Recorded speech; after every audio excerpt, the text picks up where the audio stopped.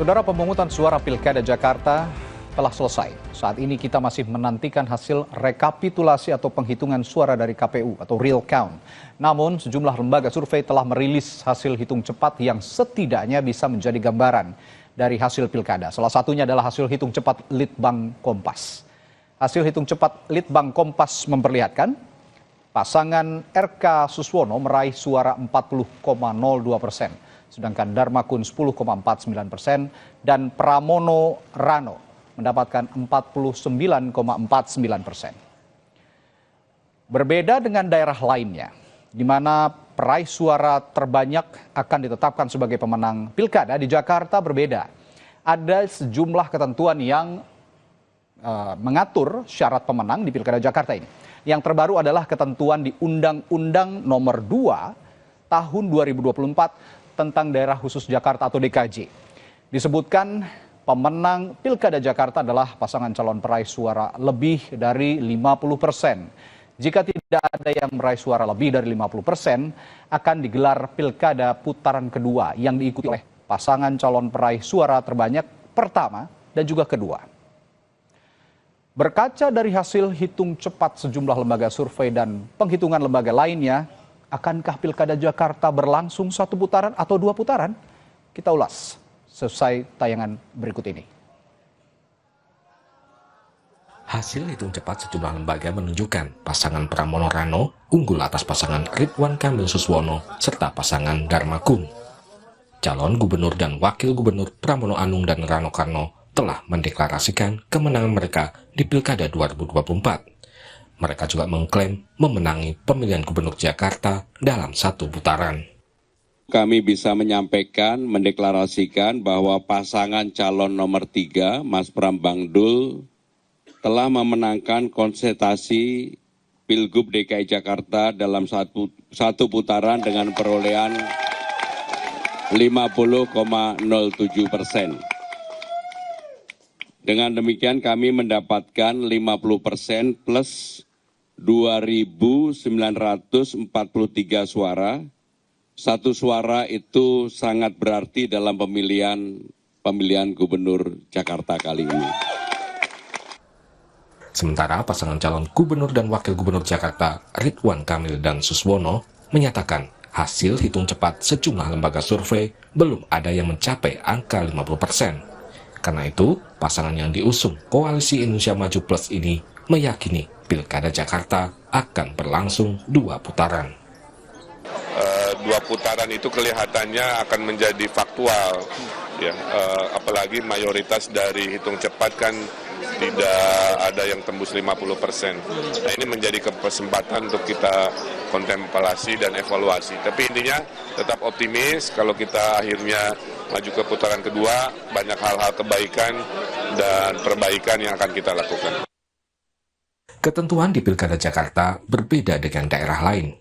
Dalam ketentuan di Undang-Undang Nomor 2 Tahun 2024 tentang Daerah Khusus Jakarta, disebutkan pemenang Pilkada Jakarta adalah pasangan calon gubernur dan wakil gubernur yang meraih suara lebih dari 50%. Jika tidak ada yang meraih suara lebih dari 50%, maka digelar Pilkada putaran kedua yang diikuti oleh pasangan peraih suara terbanyak pertama dan kedua. Hasil hitung cepat Litbang Kompas memperlihatkan pasangan RK Suswono meraih suara 40,02%, Darmakun 10,49%, sedangkan Pramono Rano mendapatkan 49,49%. Sementara pantauan hasil Pilkada Jakarta lewat gerakan publik Jaga Suara menunjukkan pasangan RK Suswono mendapatkan 39,41% suara, Darmakun 10,53%, sedangkan Pramono Rano meraih suara 50,07%. Data di situs Jaga Suara diperoleh dari foto formulir penghitungan suara dari TPS yang diunggah warga. KPU Jakarta meminta masyarakat bersabar menunggu hasil resmi Pilkada Jakarta dari KPU. KPU Jakarta saat ini tengah melakukan rekapitulasi suara manual berjenjang dari tingkat kecamatan hingga provinsi. Hasil yang sudah diumumkan oleh pasangan calon tertentu, menurut kami itu hak pasangan calon ya untuk menyampaikan informasi yang mereka punya ya. Tapi kami tetap berpegangan bahwa hasil resmi itu hanya yang dikeluarkan oleh KPU. KPU tidak mengeluarkan real count ya. Kami melakukan atau quick count, kami melakukan namanya rekapitulasi manual berjenjang, baik tingkat kecamatan dan tingkat kelurahan. Yang kami publikasikan di Sirekap itu adalah foto C hasil yang masyarakat bisa mengontrol hasil pemilunya. Benar nggak hasil di TPS itu sama dengan yang kami publikasikan? Nah, bisa jadi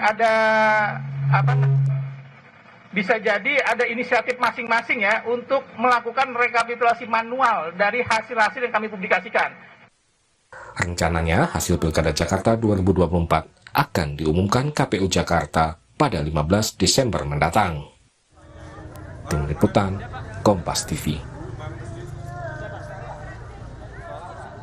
Saudara, KPU Jakarta baru memulai rekapitulasi suara berjenjang. Namun sudah banyak lembaga yang merilis hasil hitung cepat ataupun pemantauan hasil pilkada dari data formulir C1. Dari data yang sudah dipublish atau sudah diunggah, apakah Pilkada Jakarta bisa 1 putaran atau 2 putaran? Kita analisis bersama dengan peneliti Litbang Kompas Yohan Wahyu dan Komisioner KPU periode 2012-2017 yang juga Ketua atau Koordinator Gerakan Jaga Suara 2024, Hadar Nafis Gumai. Selamat pagi Mas Yohan, Pak Hadar. Selamat malam maksud saya. Selamat sore Mas Radi. Selamat sore Mas Radi, Pak Hadar. Selamat Baik. sore. Ya, Mas Wahyu, selamat sore. Ya, Pak Hadar dulu, saya mau ke Pak Hadar dulu. Kalau lihat dari Jaga Suara ini ya kita memang terpapar datanya adalah sudah 50% lebih. Tapi ya sekali lagi kita kan harus menanti begitu ya Pak Hadar dari hasil real count yang dilakukan oleh KPU. Nah, bagaimana juga tapi memberikan pemahaman kepada masyarakat bahwa kita memang harus mengikuti hasil real count. Tapi di satu sisi ya tidak hanya Pak Hadar tapi lembaga survei lain begitu sudah menyajikan hasil hitung cepat. Bagaimana memberikan pemahaman itu kepada masyarakat, Pak Hadar? Baik, terima kasih. Saya kira sangat penting kita itu bisa mendapatkan hasil dalam waktu yang tidak terlalu lama atau sederhananya kita katakan cepat ya. Karena kalau terlalu terlambat, terlalu lama, itu banyak sekali nanti spekulasi-spekulasi yang akan timbul gitu.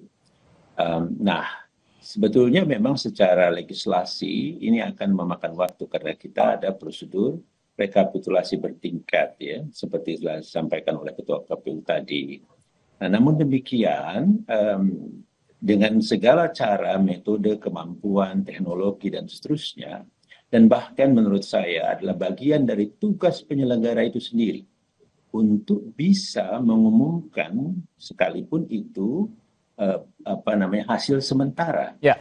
Jadi mereka sudah punya data sebetulnya, data sudah terkumpul 100% dan sistem yang digunakan oleh KPU yang namanya Sirekap itu sebetulnya sudah membaca, tetapi mereka tidak mau membukanya gitu. Nah, masyarakat di luar itu ya memang boleh untuk melakukan, dan ini dalam rangka sebetulnya juga untuk bisa memberikan gambaran atau perkiraan. Karena kalau sekali lagi tidak ada gambaran sama sekali dan juga ada situasi di mana seperti sekarang kita hadapi, lembaga-lembaga yang melakukan survei itu tidak semuanya sama prediksinya gitu. Ada yang bertentangan bahkan dalam artian 50% ini tercapai atau tidak dari satu pasangan calonnya. Nah, oleh karena itu seharusnya KPU itu membuka data yang mereka punya. Karena selama ini mereka buka, sekarang menjadi pertanyaan buat kita. Kenapa kali ini tidak dibuka? Nah, itu kan persoalan. Nah, saya kira itu respon saya, tapi sekali lagi perlu sebetulnya kita mendapat perkiraan hasil secepatnya. Gitu. Apa implikasinya masyarakat diberikan hasil secepatnya sebenarnya, Pak Hadar?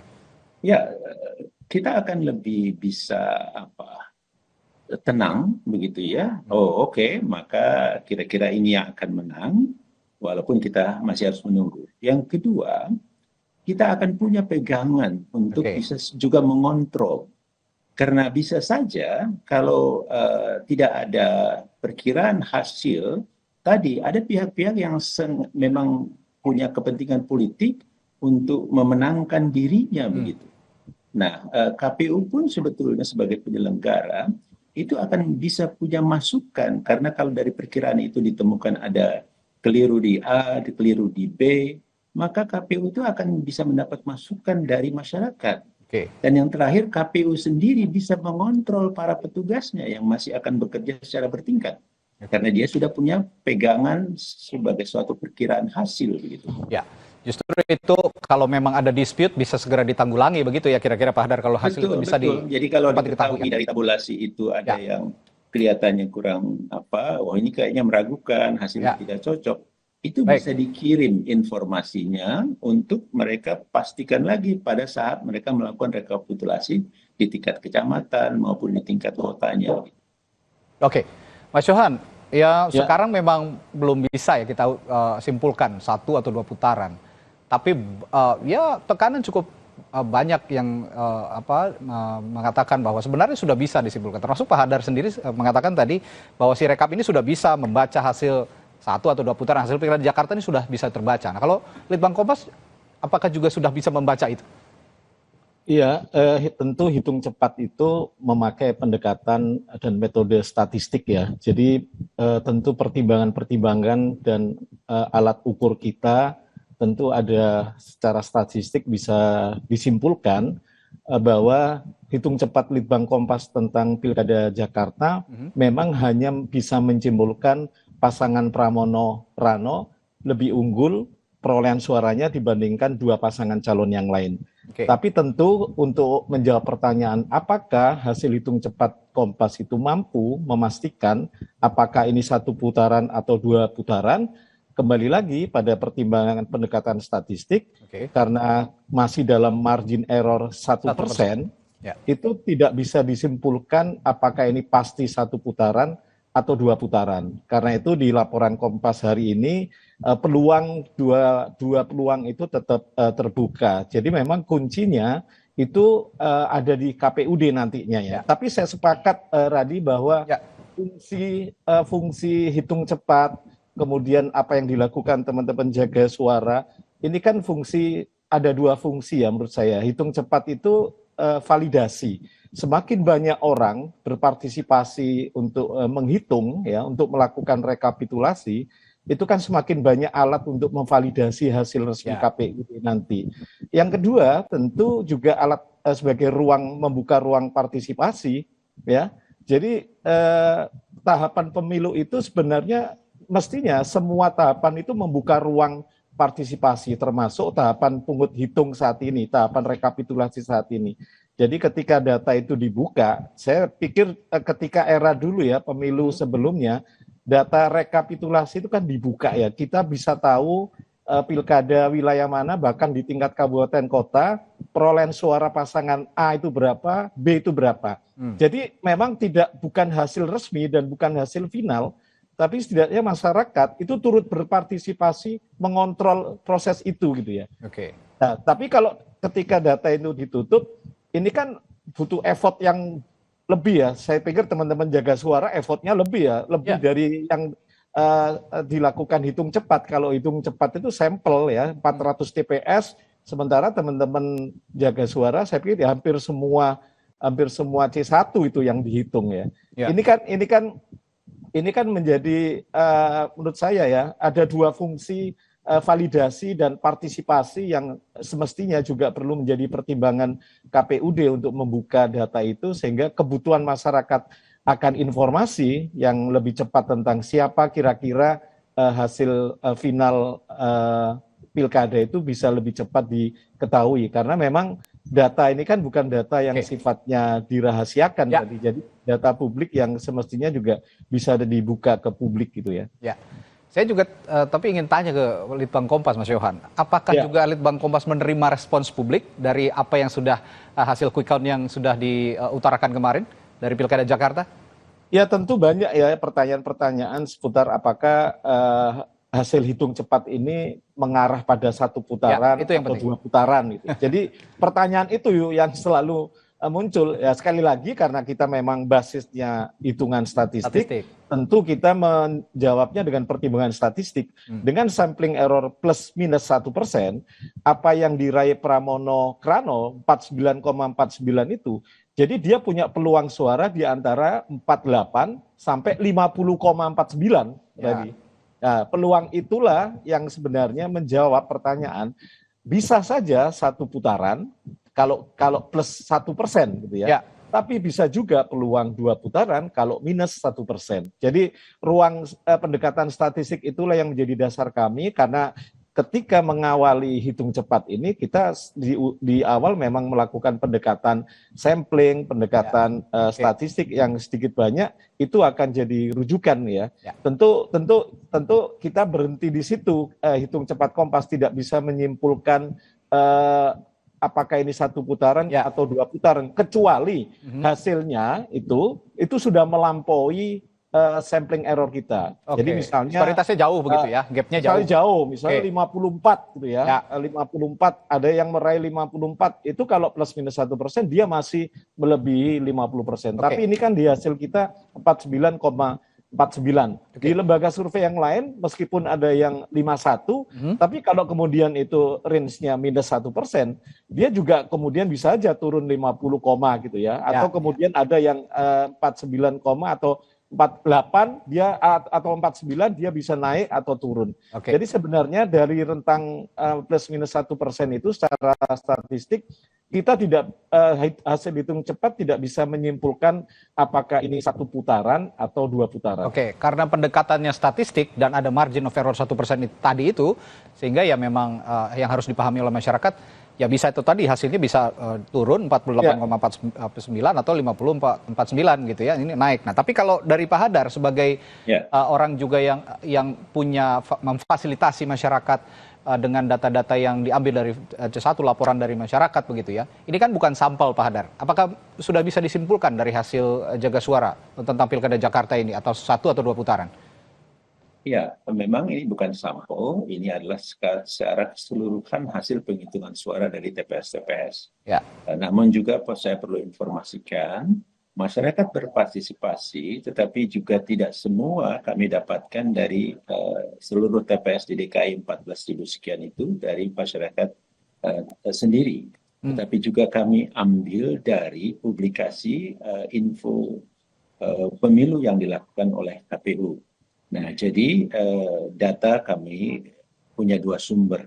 Nah, tetapi kalau toh data kami ambil atau foto kami ambil dari KPU, itu tidak berarti kami terima begitu saja, tetapi kami lakukan verifikasi dan baca melalui sistem yang kami miliki.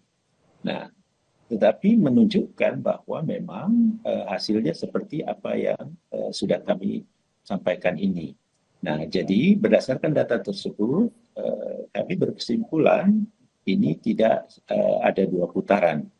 Walaupun ini adalah kami perlu disclaimer di sini. Pertama, ini bukan hasil resmi. Yang kedua, kita harus menunggu hasil resmi dari rekapitulasi secara bertingkat yang dilakukan oleh penyelenggara. Dan yang terakhir tentu ini berdasarkan data-data yang kami kumpulkan dari 2 sumber tadi. Sangat mungkin data-data tersebut memang data-data yang keliru dari TPS-nya. Jadi bisa begitu juga. Nah, tetapi sekali lagi setelah kami periksa dengan mendetek indikator-indikator utamanya, bahwa ini sebetulnya sudah mencerminkan dari data-data yang terkumpul.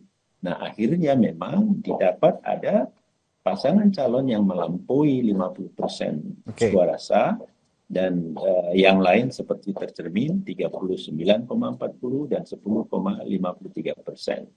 Nah, jadi kami berkesimpulan dari data yang ada memang menunjukkan bahwa tidak Pilkada DKI selesai pada putaran pertama. Ini kan alasan KPU tidak mengungkap hasil data Sirekap karena ya seperti ya pada pemilu sebelumnya, pada Pilpres dan pemilu legislatif, bahwa Sirekap, alasan mereka adalah Sirekap hanya alat bantu. Tapi kan ini juga diperlukan untuk masyarakat mengetahui supaya tadi itu ada evaluasi juga jika ada dispute. Tapi apakah Anda bisa memahami alasan ketika KPU mengatakan bahwa ini hanya alat bantu begitu, bukan hitung resmi? Karena kalau saya melihat kalau nanti berdasarkan hitung manual itu justru lebih riskan hasilnya. Ya, sama sekali bukan argumentasi yang jelas dan bahkan membingungkan. Kalau toh alat bantu, ini juga alat bantu untuk memperkirakan hasil yang sebetulnya bisa menjawab keingintahuan publik juga gitu. Jadi siapa yang dibantu? Saya tidak melihatnya begitu. Nah, sekarang ini sistem Sirekap yang dibangun itu sudah diklaim sebagai sistem yang sudah diperbaiki, tingkat akurasinya sudah 99, sekian persen, dan ini dinyatakan oleh KPU di forum resmi waktu mereka RDP dengan Komisi 2. Dan sistem ini langsung membaca loh, bukan hanya melihat atau memfoto, tapi langsung membaca. Kalau kita lihat juknis dan prosedur mereka lakukan, jadi data itu sudah mereka langsung miliki. Pertanyaannya, kenapa tidak dibuka? Ini bukan data rahasia. KPU sebetulnya telah melanggar prinsip-prinsip penyelenggaraan yang sangat penting di dalam melaksanakan pemilu. 1, tidak transparan. 2, tidak accountable karena itu tidak menunjukkan bagian dari tanggung jawab kerja-kerja mereka. Yang ketiga, mengurangi prinsip dari penyelenggaraan yang partisipatif. Yang keempat, katanya melayani. Siapa yang dilayani dalam hal ini? Dan ini semua bisa berpotensi justru menimbulkan kegaduhan. Karena sekarang ini dalam situasi semua pihak mengklaim dia menang. Jadi seharusnya KPU membuka data yang mereka miliki dengan tetap tentu mengatakan ini bukan hasil yang final. Hasil yang final tetap menunggu proses rekapitulasi yang bertingkat. Baik. Mas Yohan, kalau tadi saya tanya respon publik terhadap hasil quick count Litbang Kompas maupun juga exit poll Litbang Kompas yang sudah dirilis kemarin. Tapi saya juga ingin tanya dampak psikologis yang dimiliki pasangan calon maupun partai politik pengusul dari hasil survei, terutama dari Litbang Kompas, apa sebenarnya? Ya sebenarnya ini bukan hal baru ya, bahkan ketika kita tentu ingat memori di Pilkada Jatim 2008, itu dua pasangan calon saat itu selisihnya bahkan di bawah 1%, Radi. Jadi pada saat itu antara waktu itu Bukoviva dengan Pak Soekarwo ya, itu memori yang bisa dikatakan contoh bagus tentang bagaimana menempatkan hitung cepat. Ya, yang pertama hitung cepat itu kan juga bagian dari alat kontrol sebenarnya proses pelaksanaan rekapitulasi suara di penyelenggara pemilu. Selain itu juga bagian dari validasi dan partisipasi masyarakat terhadap proses itu. Jadi saya pikir bukan hal baru, bahkan pada saat itu karena selisih suara antar pasangan calon itu 1%, bahkan tidak bisa disimpulkan siapa pemenang pilkada waktu itu gitu ya. Jadi ini tentu menjadi hal yang membuka ruang perdebatan ketika kita hanya menyandarkan pada hitung cepat gitu ya. Karena ini kan validasi yang sifatnya cepat karena berbasis statistik, berbasis sampling gitu ya. Tentu tidak semua TPS yang kita hitung karena berbasis sampling dan statistik tadi. Alangkah lebih baik itu ada banyak alat validasi yang kemudian menjadi informasi bagi masyarakat ya. Dan ini sebenarnya secara tidak langsung kan membantu kerja-kerja KPU sebenarnya. Ya, satu, kalau alat validasi itu KPU membuka hitungan rekapitulasi yang dimiliki KPU, dan itu sudah pernah dilakukan, dan ini bukan hal baru. KPU itu sudah pernah melakukan loh ya. Ini bukan kita menuntut sesuatu yang baru gitu ya. KPU sudah melakukan jadi hal yang baik, dan itu kan ada proses, saya ingat pada saat itu banyak proses kemudian validasi dari masyarakat, hasilnya ini salah, ada koreksi, KPU melakukan koreksi. Jadi ada proses itu, Radi. Inilah yang saya sebut ini validasi dan sekaligus partisipasi gitu ya. Bayangkan kalau ini hanya adanya cuma hitung cepat. Bayangkan tanpa ada timnya Mas Hadar.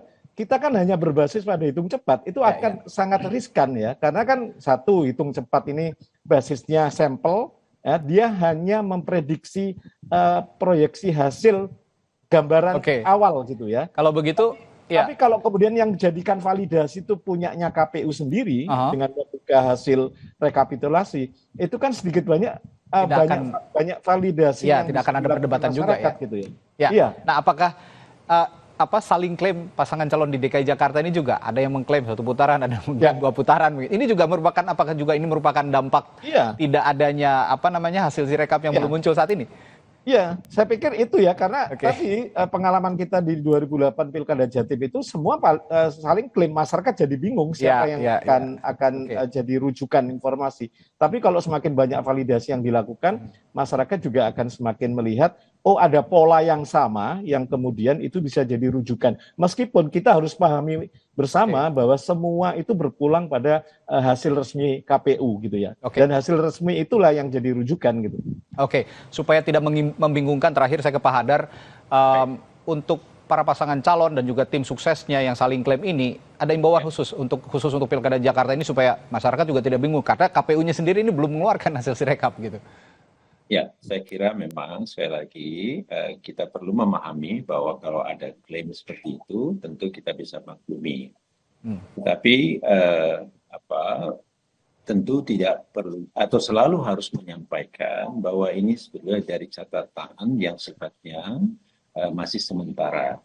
Kemudian yang terakhir, mungkin juga diperlukan kejujuran dan kedewasaan serta sikap yang lebih bisa menerima lah. Jadi saya yakin pasangan calon ini juga punya alat, punya cara untuk mengumpulkan, dan mereka juga sudah punya informasi tentang sebetulnya pada posisi yang mana begitu. Nah, jadi baiknya tidak usah terlalu ngotot menunjukkan masing-masing benar, karena ini bisa berkembang ke banyak pihak lain yang lebih terbuka sehingga bisa menimbulkan situasi yang justru menjadi lebih rumit begitu. Nah, kembali saya lebih menginginkan atau berharap penyelenggara pemilu inilah sebetulnya yang seharusnya membuka data mereka. Pengalaman kita tadi kalau diceritakan 2008 di Pilkada di Jawa Timur, tapi sebetulnya pemilu tahun 2014 itu juga terjadi situasi seperti ini, di mana KPU saat itu belum mampu untuk merekap secara cepat, tetapi sudah mempublikasikan foto-foto dari TPS. Nah, kurang lebih 10 lembaga survei itu terbelah pada saat itu. Ini paslon mana presiden yang menang. Jadi itu terbelah betul. Ini di pemilu 2014. Tetapi ada kelompok masyarakat sipil pada saat itu kawal pemilu yang mengisi. Nah, sekarang itu tidak perlu mengandalkan kelompok masyarakat di luar sepenuhnya.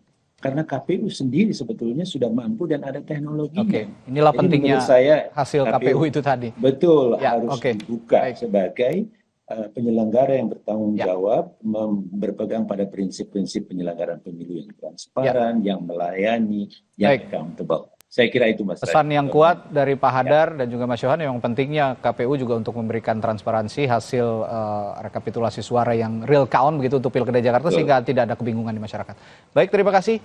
Hadar Nafis Gumai, Pak Hadar Nafis Gumai sudah bergabung di Sapa Indonesia Malam, dan juga Mas Yohan Wahyu dari Litbang Kompas. Terima kasih. Sehat selalu, sampai ketemu lagi. Terima kasih, sampai ketemu. Terima kasih. Saudara, pemerintah punya kabar gembira bagi warga yang ingin bepergian dengan pesawat saat libur Natal dan Tahun Baru. Tiket pesawat diklaim bakal turun 10% saat libur akhir tahun. Kita akan bahas lengkapnya usai jeda di Sapa Indonesia Malam. Tetap bersama.